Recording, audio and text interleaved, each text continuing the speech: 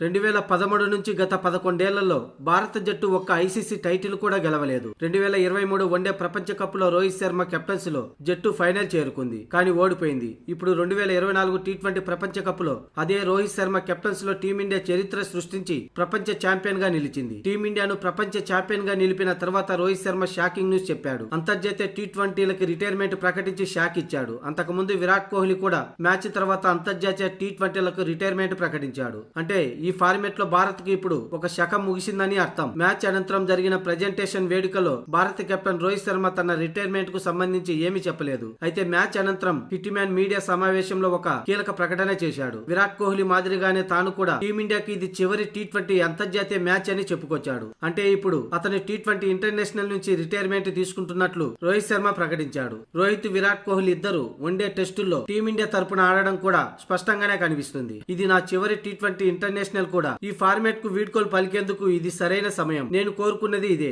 నాకు కప్పు కావాలి, నేను దానిని పొందాను. దీంతో పాటు ఈ ట్రోఫీని రాహుల్ ద్రావిడ్ కు అంకితం ఇస్తున్నట్లు రోహిత్ శర్మ ప్రకటించాడు. ప్రస్తుతం అన్ని టీ20 ప్రపంచ కప్పులు ఆడిన ఏకైక భారత ఆటగాడు రోహిత్ శర్మ. రోహిత్ శర్మ తన లాంగ్ కెరియర్ మొత్తం 159 టీ20 ఇంటర్నేషనల్ మ్యాచ్లు ఆడి 4231 పరుగులు చేశాడు. ఈ ఫార్మాట్ లో అత్యధికంగా 5 సెంచరీలు చేసిన రికార్డు కూడా రోహిత్ శర్మ పేరట ఉంది. అలాగే మొత్తం 32 హాఫ్ సెంచరీలు సాధించాడు.